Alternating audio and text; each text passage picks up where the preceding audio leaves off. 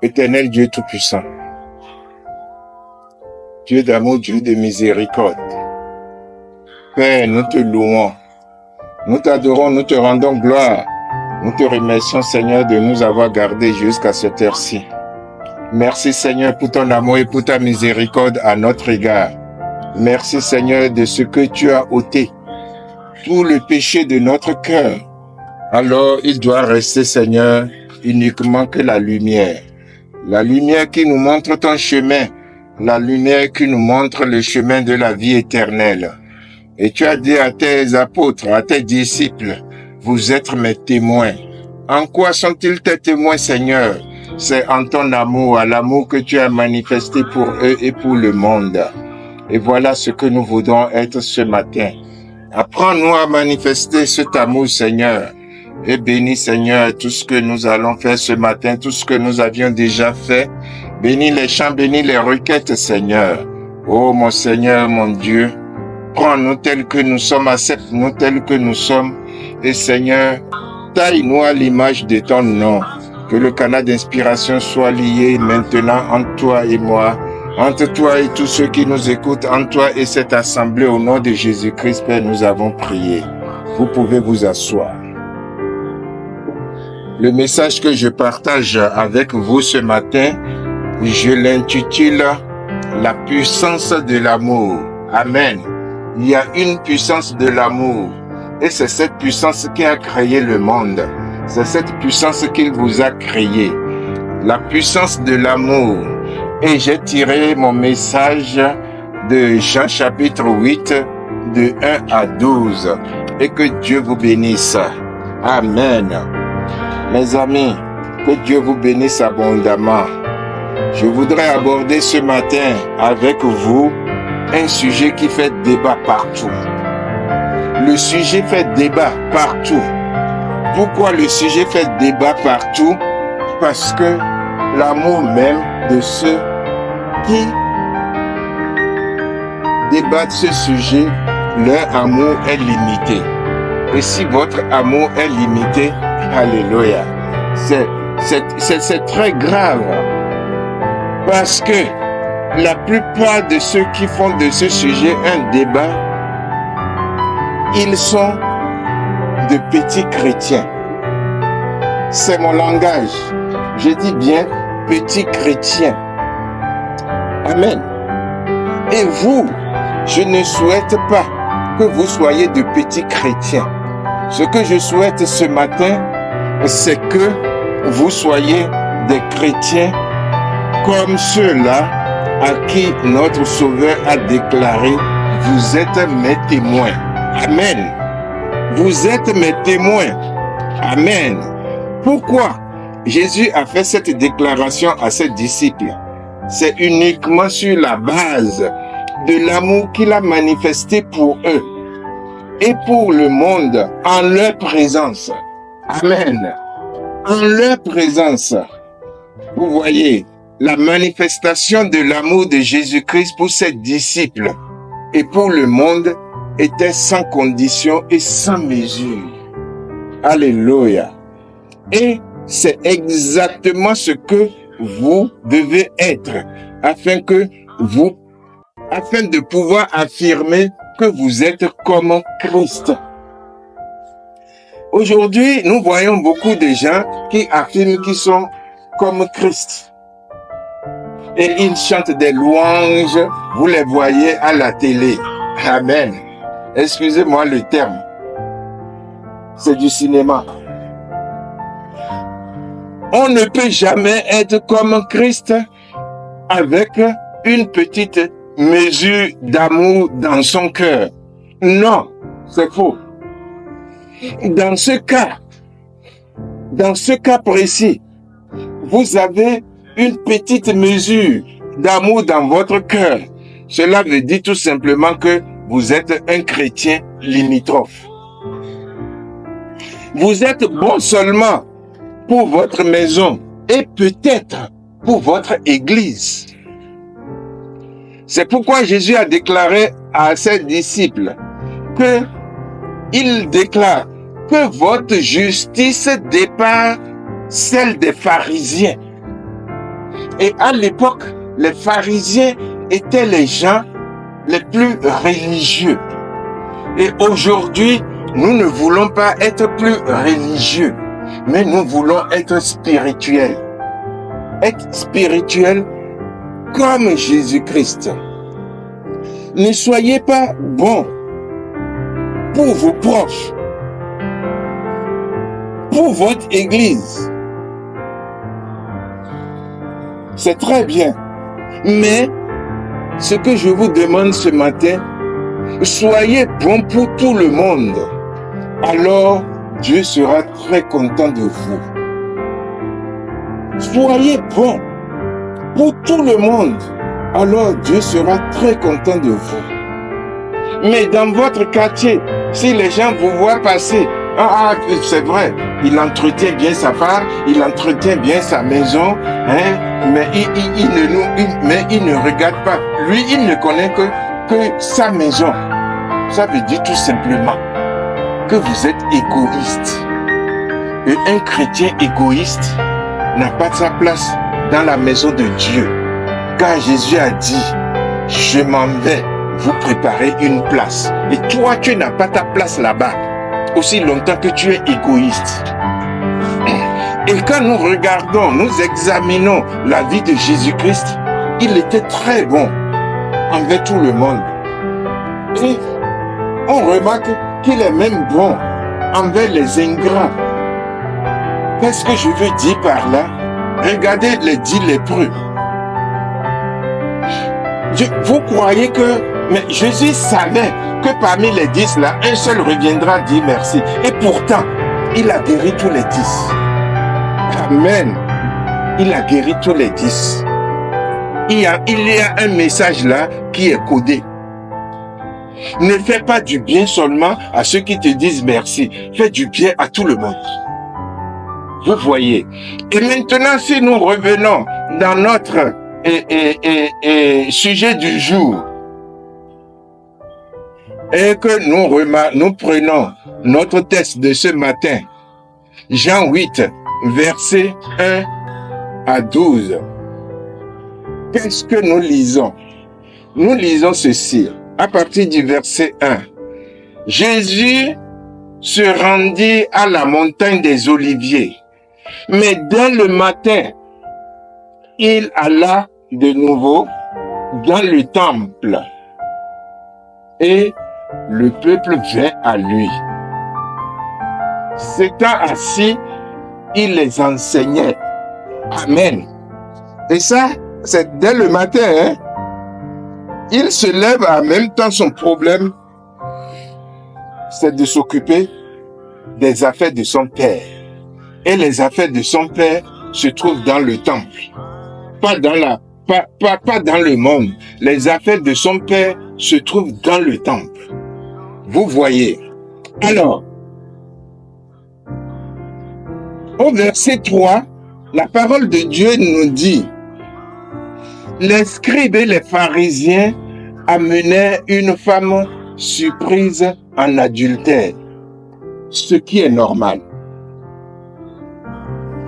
Et la plaçant au milieu du peuple, il dit à Jésus, Maître, cette femme a été surprise en flagrant délit d'adultère.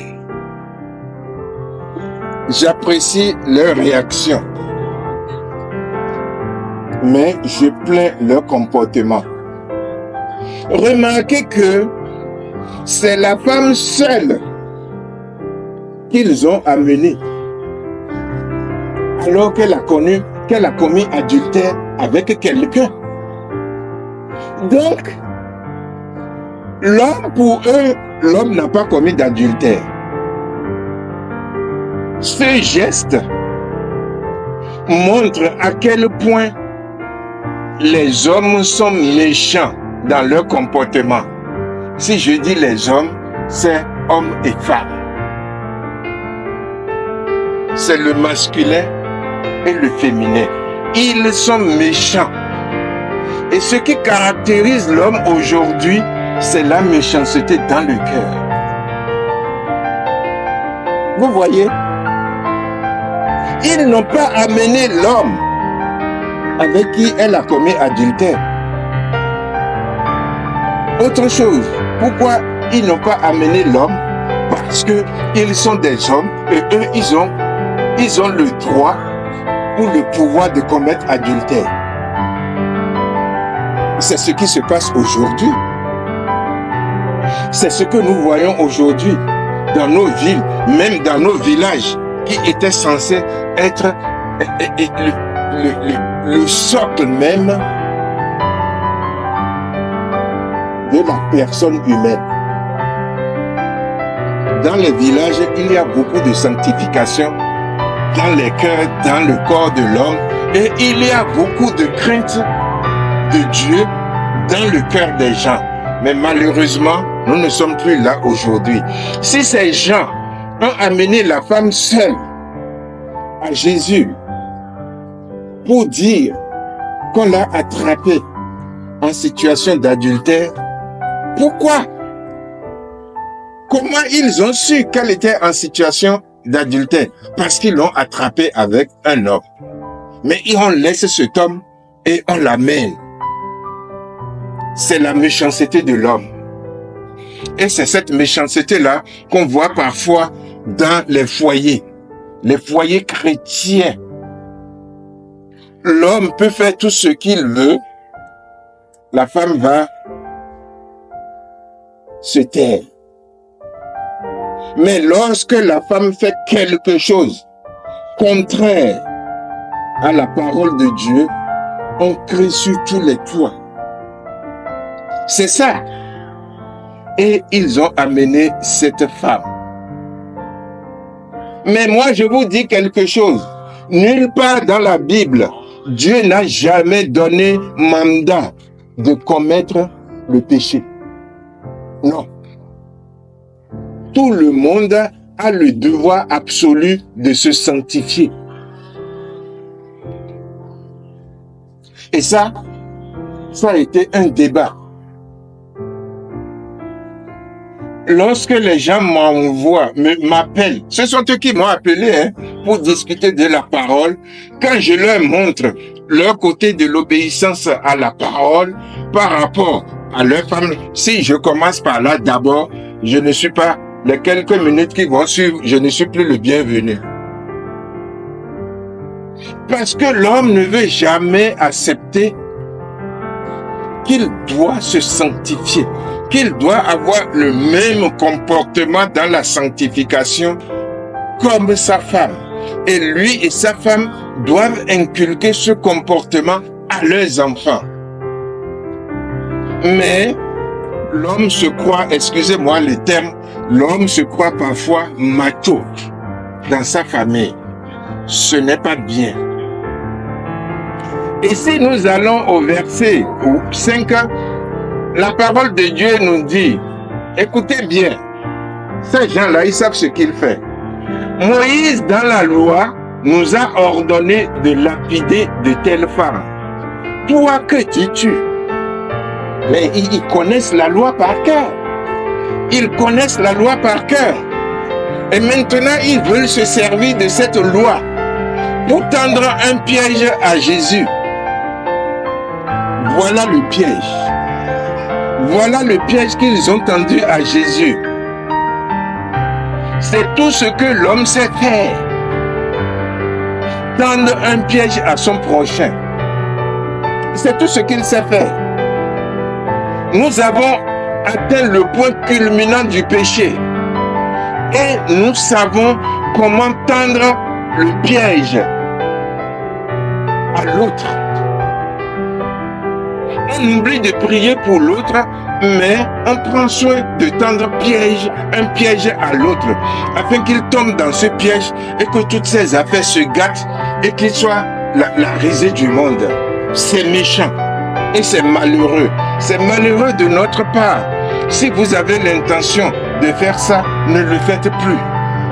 Car ce n'est pas bon. Vous ne pouvez jamais être agréable à Dieu en tendant un piège dans votre cœur à quelqu'un, en lui donnant des conseils, de mauvais conseils. Non, nous sommes là pour aider, nous sommes là pour aimer. Que Dieu vous bénisse. Au au verset 6, il disait cela, vous voyez, c'est ce que j'ai dit tout à l'heure, il disait cela pour l'éprouver, afin de pouvoir l'accuser. Tout ça là, c'est de la méchanceté. Et si nous regardons dans les églises aujourd'hui, ce qui se passe, on veut détruire, on veut accuser.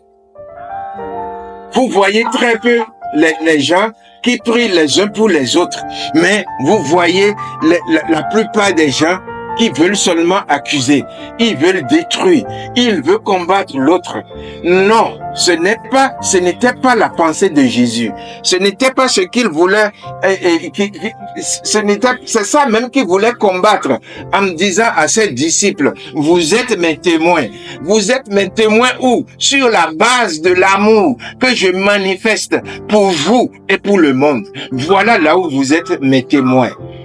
Merci Seigneur.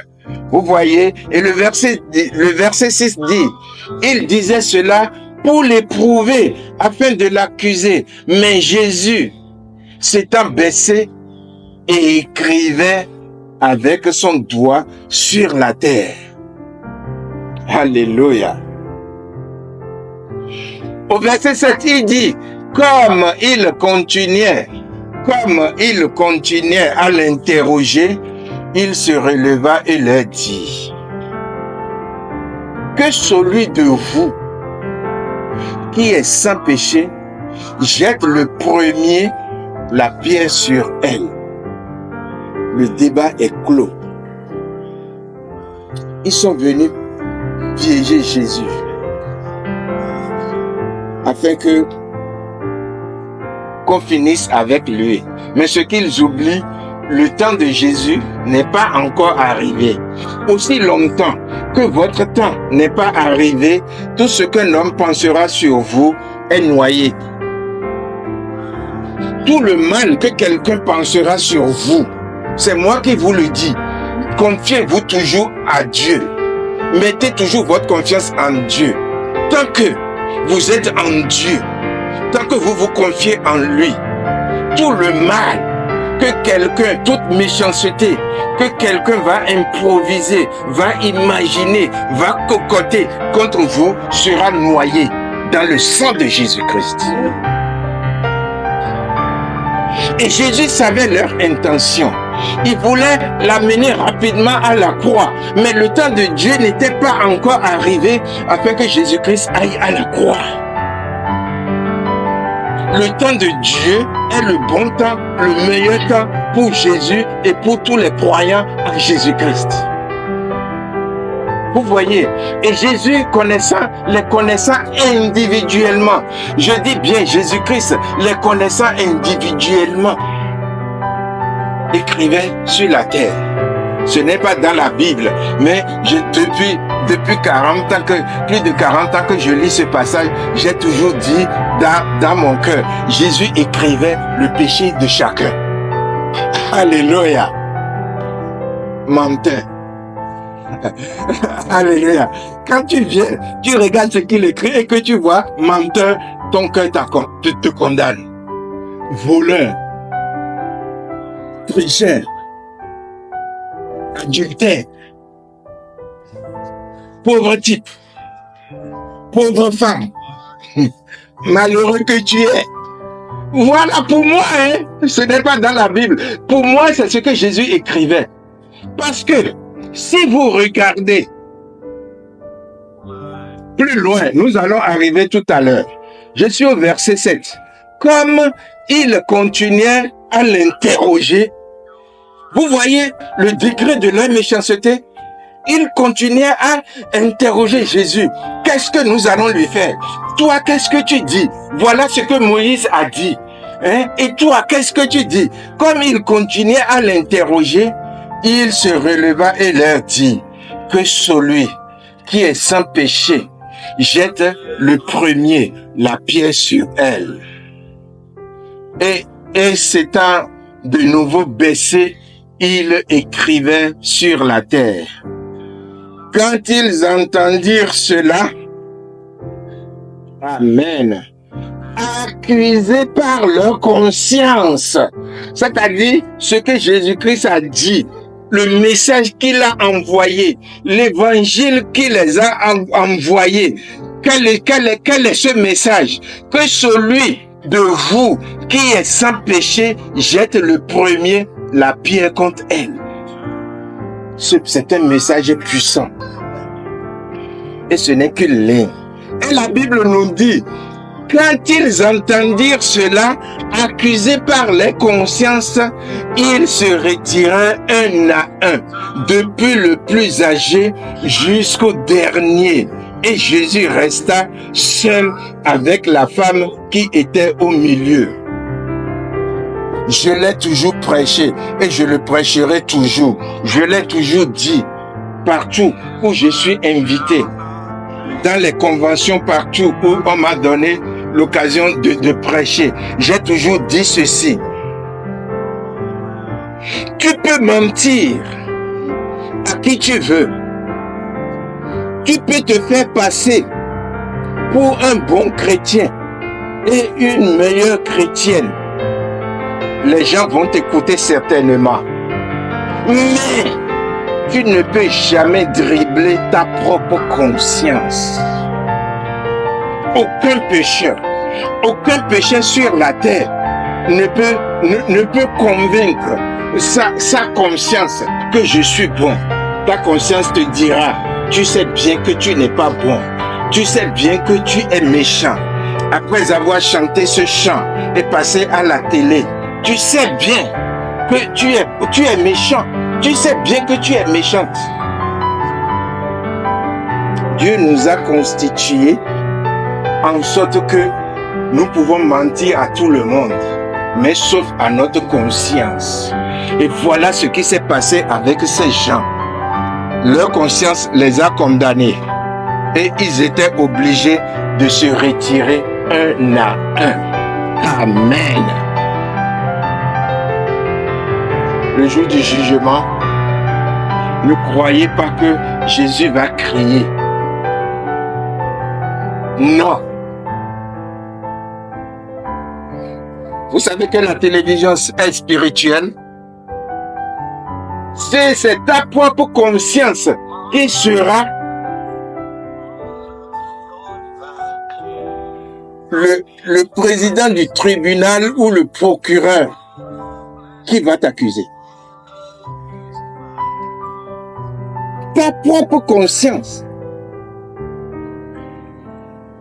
C'est pourquoi nous devons nous examiner chaque matin. Au lieu de rester là, à nous tromper nous-mêmes, par des raisonnements, par la malice, tu mens et tu fais ceci. Tu mens à ton mari et puis que tu vas au travail et tu fais ceci. Le mari ment à sa femme qui va en mission alors qu'il est dans un hôtel. Tout ça là, Dieu le mettra devant vous au jour du jugement. Et la seule chose qui pourra vous délivrer, c'est le sang de Jésus-Christ. On ne se moque pas de Dieu. Au verset 10, la parole nous dit, s'étant relevé et ne voyant plus que la femme, Jésus lui dit, Amen. Jésus s'est relevé. Ils étaient nombreux. Lapidez-le. Lapidez-la. Tuez-la. C'est ça la méchanceté de l'homme. Détruit seulement. L'homme ne veut que détruire. Et lorsque Jésus-Christ a passé le message, quelques instants après, il continuait par écrire leur péché sur terre. Sur la terre, menteur, voleur, adultère, méchant, méchante. Alléluia. Lorsqu'il s'est levé, parce que là, immédiatement, leur conscience est rentrée en jeu.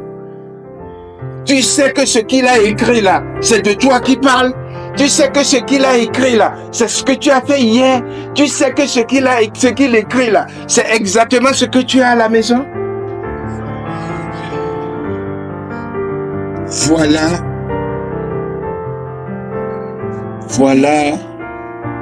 un très bon témoignage.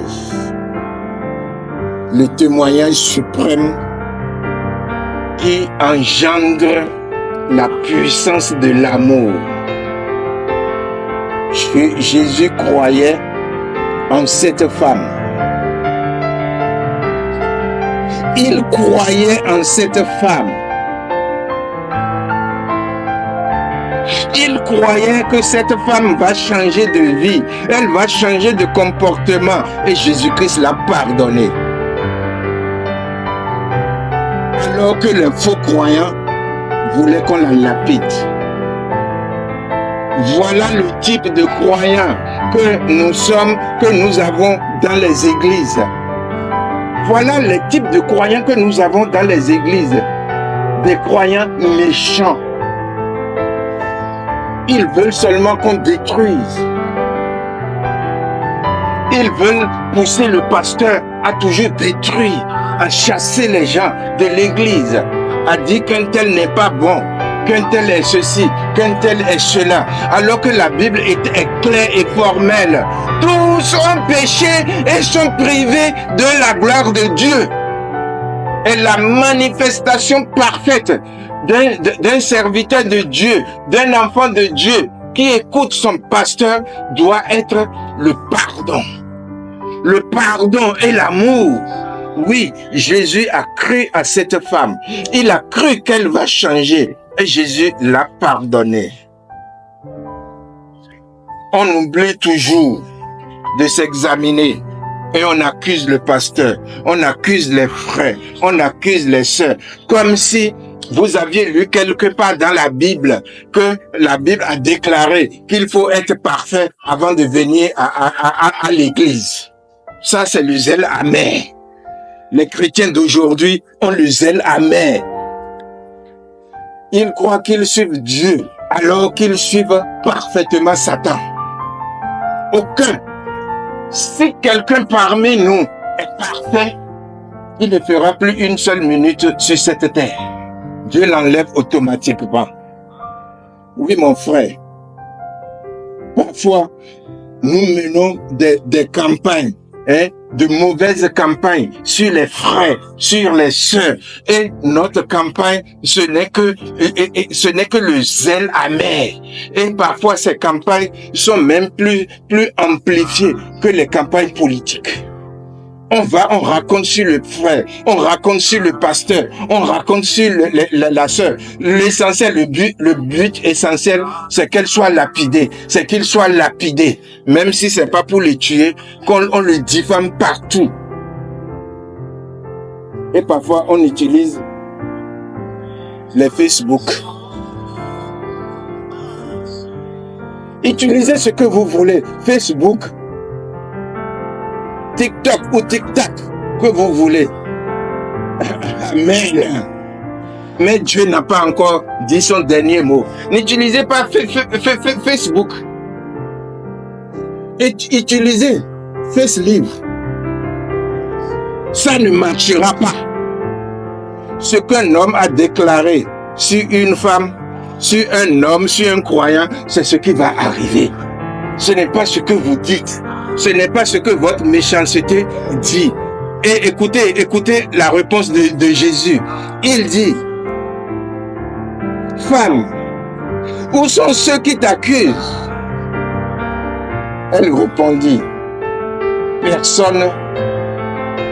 Jésus dit, personne n'est-il condamné?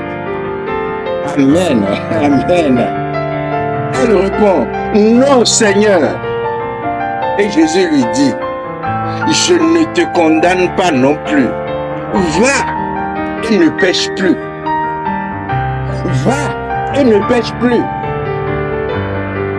Maintenant, c'est le moment pour moi de dénoncer ceux qui jouent à la comédie sur TikTok. Ou bien je ne sais même pas je ne sais pas si c'est TikTok ou bien je ne sais même pas. Vous lisez, ne donnez jamais une deuxième chance à quelqu'un. C'est une idée de diable. Jésus dit, moi, je ne te condamne pas non plus. Va et ne pêche plus.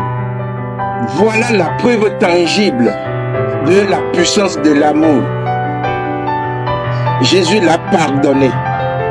bien que Jésus connaissait tous les commandements, Jésus a pris la décision de pardonner à cette femme, mais a pris aussi la décision de lui dire la vérité et toute la vérité. Et la vérité et toute la vérité est que va et ne pêche plus. Va et ne pêche plus. Va et ne pêche plus. Amen. Que les soi-disant croyants d'aujourd'hui retiennent ça dans la tête. Allez-y et ne péchez plus. Allez-y et ne péchez plus. C'est ça la vraie repentance. Amen. Jésus a pardonné à cette femme. C'est pourquoi Jésus a dit lorsqu'il était dans son ministère sur cette terre, aimez-vous les uns les autres. Église, tu connais les commandements. Tu connais très bien les commandements. Mais honte à toi pour ce que tu fais. Honte à toi. C'est très bien de connaître les commandements. Mais c'est mieux de faire ce que Jésus-Christ a fait. C'est mieux. Est-ce que vous savez que notre livre, je ne vous demande pas de rejeter l'Ancien Testament, mais notre livre, c'est l'évangile de Jésus-Christ. Être comme Christ. Être comme Christ. Lorsque vous n'aviez pas dans votre cœur le pardon et l'amour, vous êtes vide. Vous êtes vide. Dieu n'a pas besoin de vous. Le pardon et l'amour dans le cœur du chrétien est une puissance qui guérit, une puissance à laquelle même le cancer ne peut résister. Et c'est pourquoi il y a beaucoup de malades parmi vous. Il y a beaucoup de malades parmi nous. Nous sommes méchants. Il n'y a pas l'amour dans notre cœur. Il n'y a pas le pardon dans notre cœur. Parce que la haine a pris toute la place. La haine a pris toute la place. Le chrétien aujourd'hui pardonne difficilement. Même si celle à qui il doit pardonner s'appelle sa femme. Ceux à qui il doit pardonner s'appellent ses enfants. C'est difficile pour le chrétien de pardonner. Et comme Dieu est juste, puisque c'est difficile pour toi de pardonner, alors c'est difficile pour toi, ce sera difficile pour toi d'être en bonne santé. Ce sera difficile pour toi d'être en paix. Ce sera difficile pour toi que tes affaires réussissent. C'est toi qui dois faire en sorte que tu sois en bonne santé, que tu sois en paix avec toi-même, que tes affaires marchent, que tes études marchent. Alors, il faut un médicament dans ton cœur. Et ce médicament s'appelle le pardon et l'amour. Si vous avez les problèmes de pardonner et d'aimer, arrêtez de venir à l'église. Restez à la maison et faites la grâce matinée. Oui. Mes amis, le verset 12 nous dit, Jésus leur parla de nouveau et dit, je suis la lumière du monde. Celui qui me suit ne marchera pas dans les ténèbres, mais il aura la lumière de la vie. Voilà une vérité. Voilà une vérité tangible. incontournable pour tous les chrétiens. Même pas pour tous les chrétiens, mais pour tout le monde entier. Si vous êtes incapable d'être la lumière du monde, c'est grave. Vous êtes incapable d'être la lumière du monde, c'est grave. Je vous conseille maintenant, en ce moment même où vous m'entendez, commencez par vous examiner. Arrêtez de prier. Parce que prier, c'est d'abord se repentir, ensuite se sanctifier et ensuite adresser cette demande à Dieu. Amen. Même si vous refusez de dire Amen, moi je dis Amen. Si vous ne vous repentez pas et que vous ne vous sanctifiez pas et que vous priez, je le déclare à haute et intelligible voix, c'est une abomination devant Dieu. Votre prière même est une condamnation pour toi et une abomination devant Dieu. Il n'écoute pas ces choses. Dieu a ses règles. Dieu a ses règles. C'est le plus amoureux qui puisse exister. Mais il est juste. Dieu est très bon. Mais Dieu est juste. Car Dieu a tant aimé le monde afin que tout le monde soit sauvé. Mais sa justice est là. Sa justice est là. Alléluia. Dans le psaume 43, versets 7 à 8, la parole de Dieu nous dit, et ça c'est le psaume de David. Écoutez ce que David a dit. Un enfant selon le cœur de Dieu. Écoutez ce qu'il dit. Il dit, hâte-toi de m'exaucer, ô Éternel. Mon esprit se consume. Ne me cache pas. Ne me cache pas ta face. Je serai semblable à ceux qui descendent dans la fosse.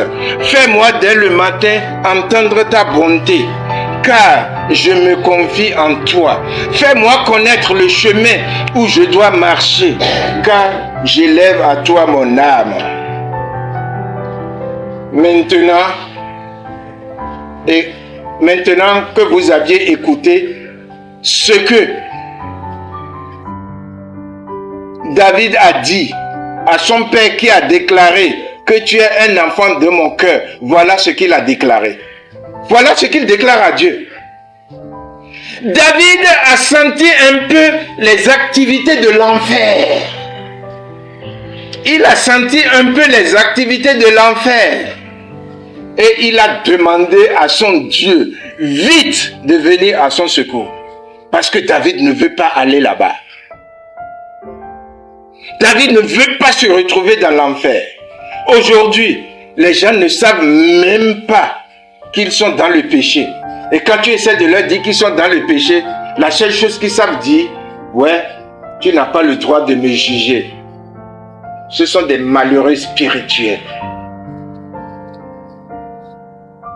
Vous voyez dans la société, le gouvernement nomme quelqu'un dans le courant du mois. Le gouvernement voit que tu es compétent et que tu peux bien faire le travail. Et le gouvernement te nomme dans le courant du mois. Celui-là que le gouvernement a nommé était dans 2 chambres salon. Qu'il loue. Dans 2 chambres salon qu'il loue. Et après l'avoir nommé, lorsqu'il prend fonction, 6 mois après, on remarque qu'il a acheté un terrain et qu'il a commencé par construire une maison à 2 niveaux. Et quand tu veux parler, sa famille déclare, c'est Dieu qui lui a donné. Alléluia. Regardez, même la petite sait que c'est vrai. Ne pouvant pas dire Amen, elle crie. Elle dit, mais 6 mois, tu étais dans 2 chambres salon, on t'a nommé, pour que tu fasses bien le travail. Et en 6 mois, en 1 an maximum, tu achètes un terrain et tu construis une maison à 2 niveaux. Et ta famille dit que c'est Dieu qui t'a donné. Je me demande de quel Dieu on parle. De quel Dieu on parle? En tout cas, ce n'est pas de mon Dieu. Mon Dieu n'est pas un voleur. Arrêtez ces malversations. Dieu n'est pas dans ces choses. Ce sont les principes du diable qui est le roi de l'enfer. Dieu ne fonctionne pas comme ça. Toi, parfois même, ils ne sont même pas dans 2 chambres, ils sont dans célibatérium. On les nomme pour bien faire le travail. Et automatiquement, moins d'1 an, ils ont acheté un terrain, ils construisent. Arrêtez. L'amour de Dieu dans votre cœur doit commencer à agir très tôt le matin. Et voilà pourquoi David dit à son père, tu es un enfant selon mon cœur. Mais lui qui lui a déclaré tu es un enfant selon mon cœur, il dit viens vite. Au verset 8, David dit, fais-moi dès le matin entendre ta bonté, car je me confie en toi. Nous voyons des chrétiens, même le dimanche, avant de venir à l'église, ils ne peuvent même pas dire merci Seigneur parce que tu m'as gardé tout au long de la semaine. Je m'en vais à l'église, garde-moi. Garde mon aller, garde mon retour. Ils se lèvent, ils viennent s'asseoir. Ils ne viennent pas s'asseoir, mais ils viennent prendre la place de quelqu'un. Heureusement que Dieu ne me révèle pas ces choses, sinon je te chasse. Ah ouais. Merci Seigneur parce que tu ne me révèles pas certaines choses, sinon je vais les chasser. Un bon chrétien, lorsqu'il se lève le matin, la première chose qu'il doit dire, oh merci Seigneur de m'avoir réveillé en bonne santé. La plupart des chrétiens dans les assemblées sont des ingrats.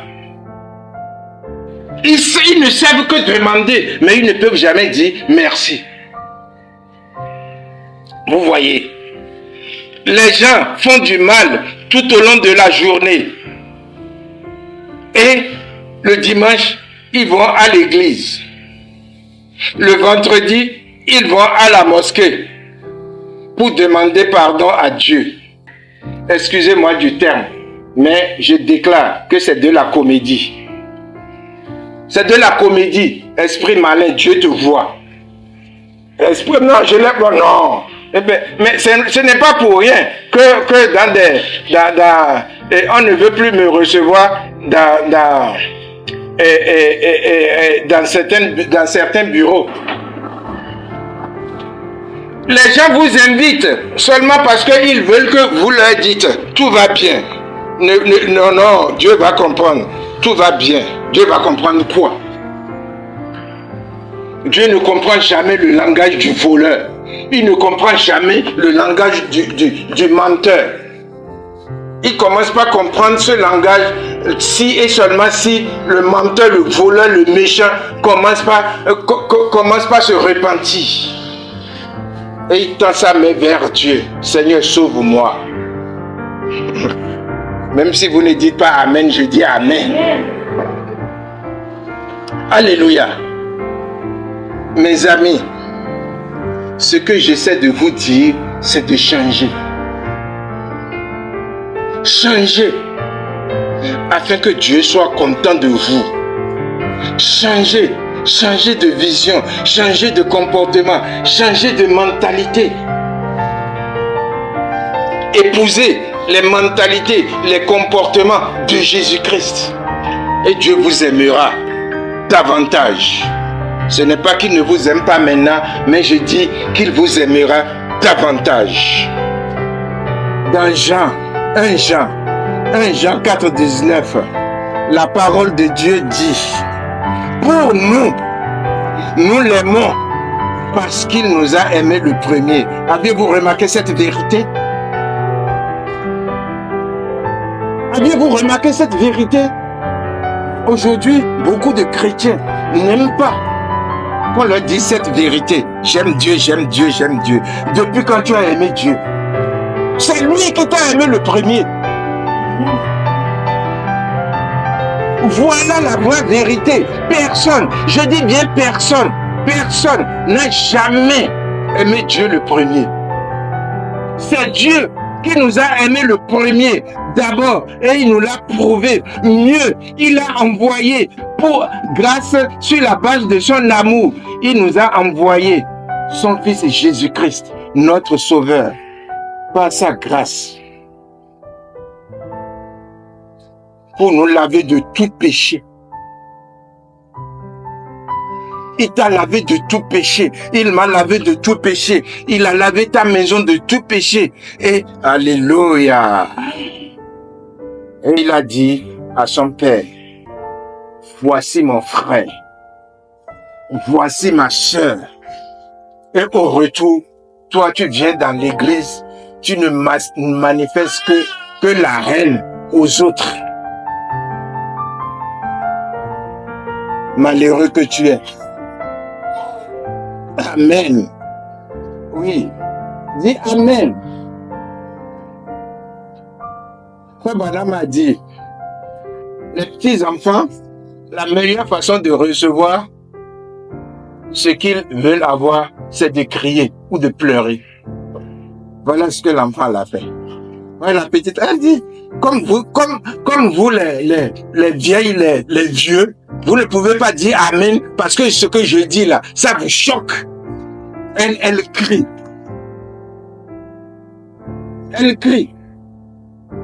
Normalement, vous ne devez même pas me regarder. Vous devez baisser la tête.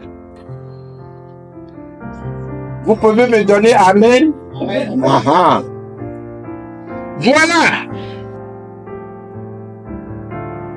Dans 1 Corinthiens chapitre 13, 4 à 5, la parole de Dieu dit, ah là, c'est formidable. La charité est patiente, la charité c'est l'amour. Elle est pleine de bonté. La charité n'est point envieux. Je vais tout lire et vous allez vous identifier dans ce que je suis en train de dire. Je recommence. Amen. 1 Corinthiens 13, 4 à 7. La charité est patiente. Elle est pleine de bonté.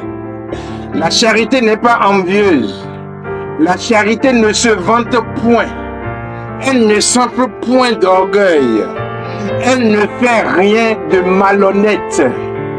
Elle ne cherche point son intérêt. Elle ne s'irrite point. Elle ne soupçonne point le mal.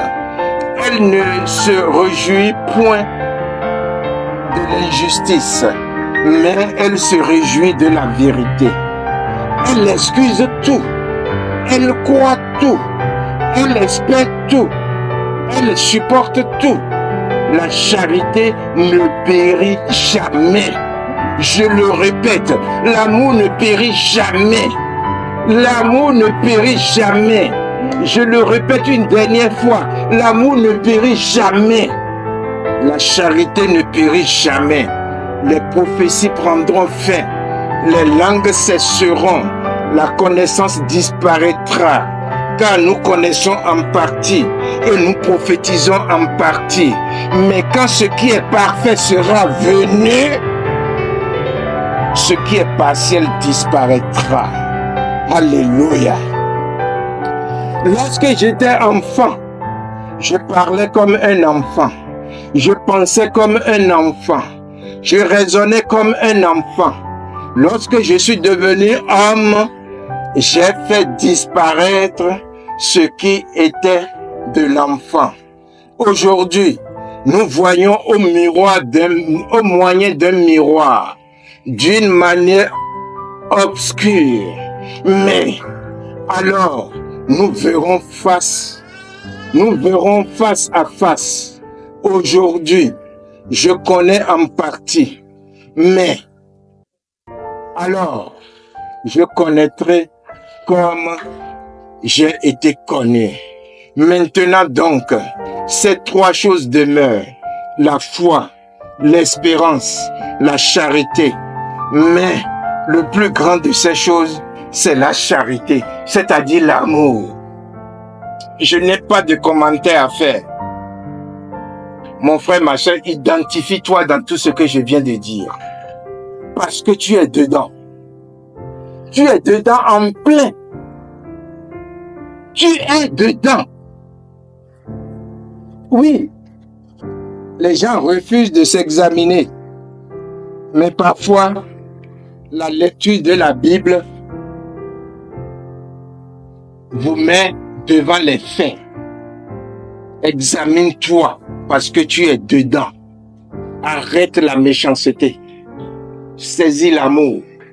Arrête la haine. Saisis l'amour. Arrête de te faire passer pour ce que tu n'es pas.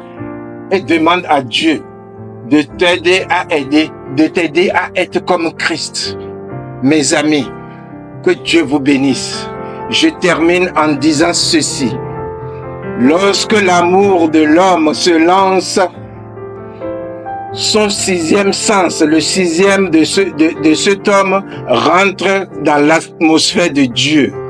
Amen. Et le sixième sens de l'homme, et lorsqu'il rentre dans l'atmosphère de Dieu, lorsque le sixième entre dans le tempo de Dieu, amen, sa vie change, sa vision change, tout change en lui.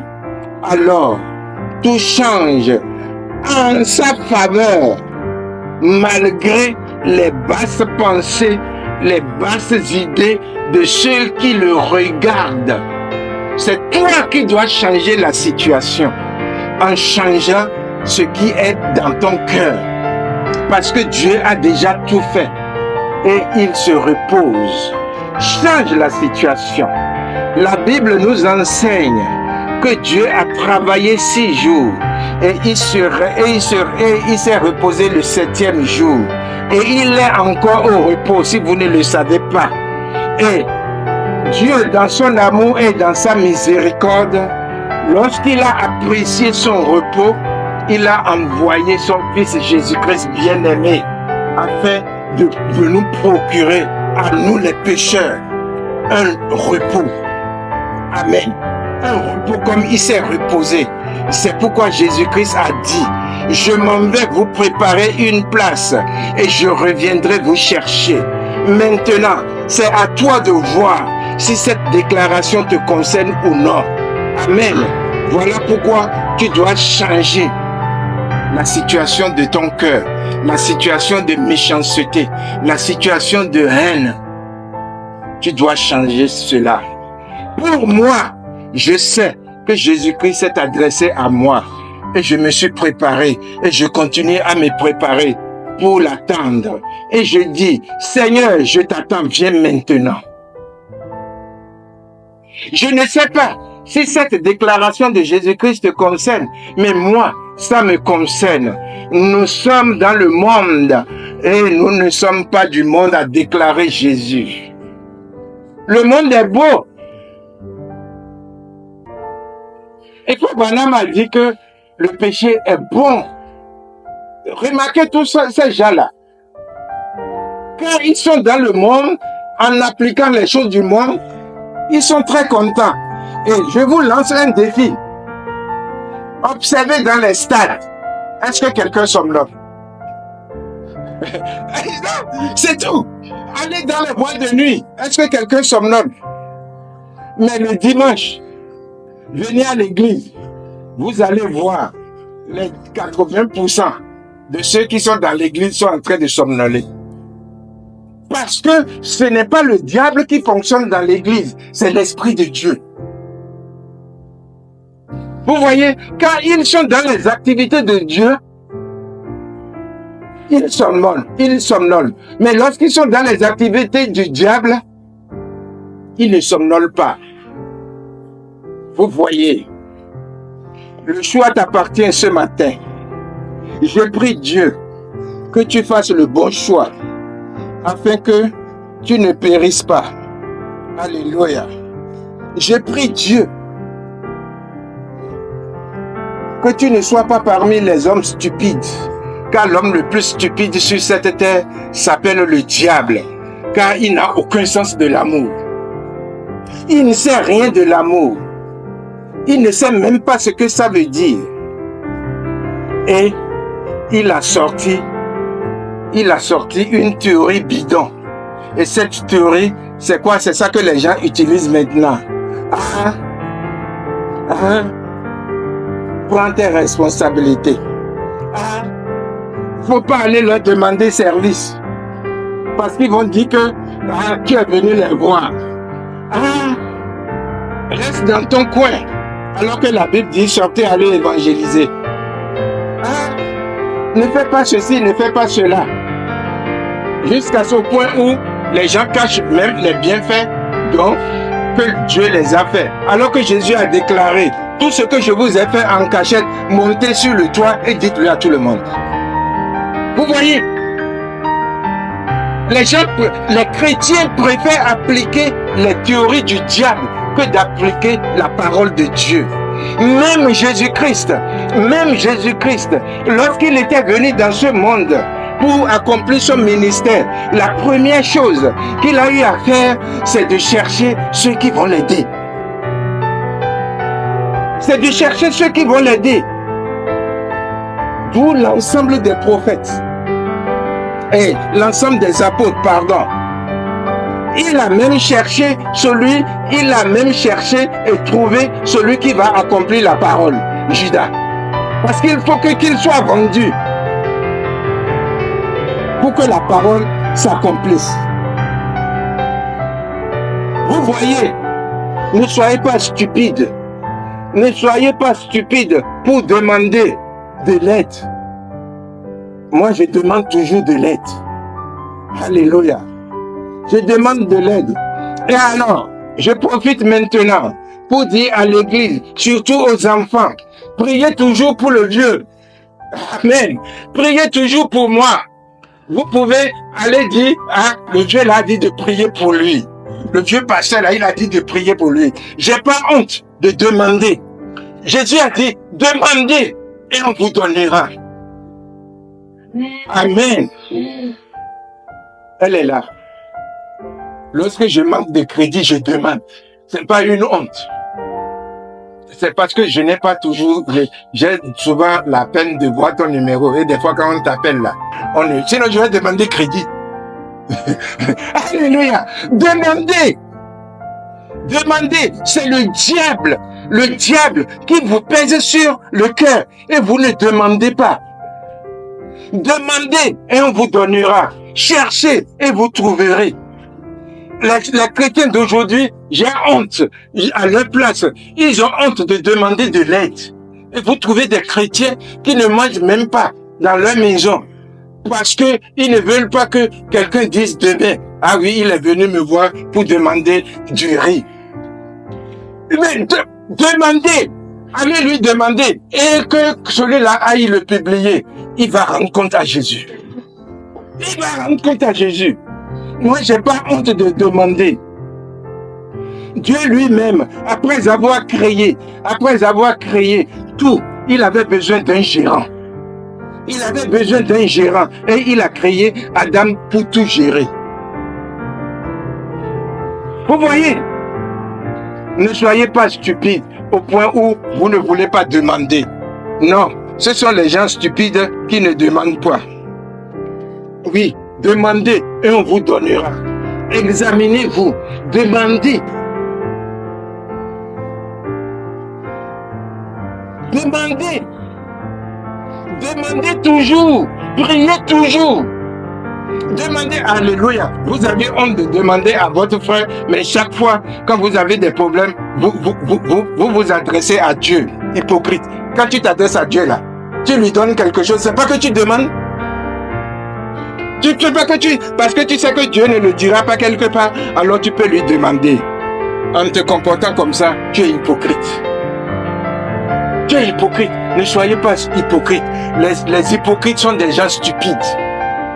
les hypocrites sont des chrétiens stupides. Pourquoi vous voulez souffrir pour rien du tout? Dieu ne vous a pas sauvé pour souffrir. Dieu ne vous a pas créé pour souffrir. Afin que Jésus-Christ ne souffre pas dans son ministère, la première des choses qu'il a commencé, c'est qu'il a commencé par chercher ses disciples, ceux qui vont l'aider. Quand je vois un chrétien ou une chrétienne qui a honte qu'on l'aide, je dis dans mon cœur, voilà un chrétien stupide. Voilà une chrétienne stupide. Si Dieu a permis que l'autre a, ce n'est pas pour lui et sa famille seulement, c'est pour que toi tu ailles demander et qu'il manifeste à son tour l'amour et qu'il te donne et que Dieu le bénisse davantage. Ayez le discernement. Amen. Maintenant, c'est moi qui demande. Vous pouvez aller le dire où vous voulez. Chaque jour, priez pour moi. Priez pour moi. Quelqu'un m'a dit un jour, si je dois prier, c'était dans un bureau, si je dois prier pour que tu sois riche, qu'est-ce que tu me conseilles que je demande pour toi auprès de Dieu? Et j'ai souri. J'ai dit, mais avant de prier, lis les journaux et vois quel est le budget du Niger au cours de cette année-là. Et demande à Dieu de me donner ça. Il dit, mais c'est trop. J'ai dit, tu as vu? Tu sais pourquoi tu dis que c'est trop? Parce que tu es méchant. Tu n'es pas gentil. C'est ça. Et le gars il m'a regardé. Il dit, mais tu es quel genre de pasteur? Je suis un bon pasteur. Seigneur, tu veux me bénir? Merci. Mais donne-moi le budget du Niger. Prions. Seigneur, merci pour ce merveilleux jour que tu nous as accordé, afin que nous sachions qui nous sommes et qui tu es éternellement. Tu es un Dieu d'amour pour nous et pour le monde. Mets la crainte de ton nom dans notre cœur et fais en sorte que nous ne soyons pas des enfants perdus sur la base de notre pauvre intelligence et de nos pauvres raisonnements qui conduisent directement à l'enfer. Donne-nous ton amour afin que nous le manifestions toujours, partout et en tout lieu. Délivre-nous, Père, avant qu'il ne soit trop tard. Garde-nous et garde tout ce qui nous appartient. Prends soin de tout ce que nous portons dans notre cœur. Prends soin de ce pays dans lequel tu nous as placés, afin que nous manifestions ton amour et ta lumière ici même. Mets le vrai amour dans notre cœur. Garde-nous tout au long de cette semaine, et que ta paix nous accompagne partout et en tout lieu. Que ta paix soit sur ce pays où tu nous as placés. Que le bonheur soit avec nous, que le bonheur soit avec eux tous. Père, nous te le demandons au nom de Jésus-Christ, notre Sauveur. Amen. Mes amis, je vous le déclare, tout ce que vous demanderez à Dieu, lorsque vous serez réellement réconciliés à lui, vous le trouverez ainsi, car il est un Dieu fidèle. La première des choses, commencez déjà à vous réconcilier avec lui. Et la meilleure façon de se réconcilier avec Dieu, c'est sur la base du pardon et de l'amour. C'est ça, être comme Christ. Que Dieu vous bénisse. Allez dans la paix de Christ. Au nom de Jésus-Christ. Amen.